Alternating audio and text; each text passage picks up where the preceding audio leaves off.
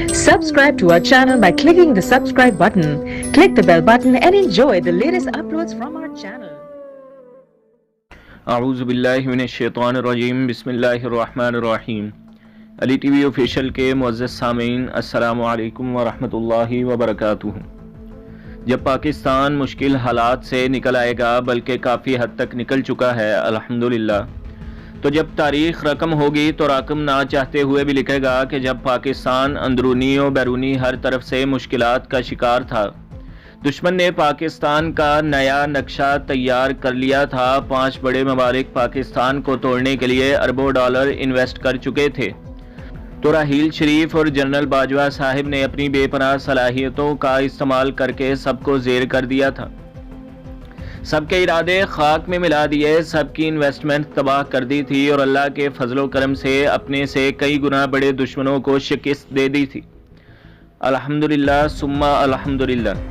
پھر جب تاریخ رقم ہوگی تو راکم یہ بھی لکھے گا کہ ایک وقت تھا جب پاکستان کو سوشل میڈیا وار نے آ گھیرا تھا۔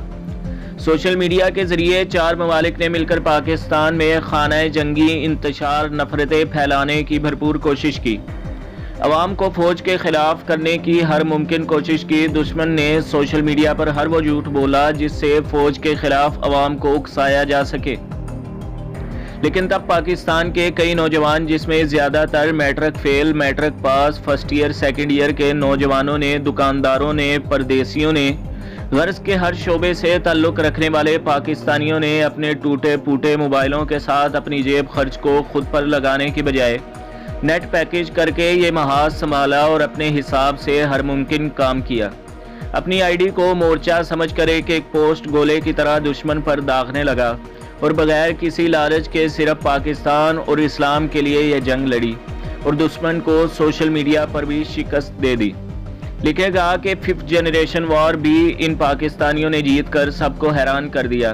اسلام اور پاکستان ہمیشہ زندہ باد، سوشل میڈیا کے گمنام مجاہد زندہ باد۔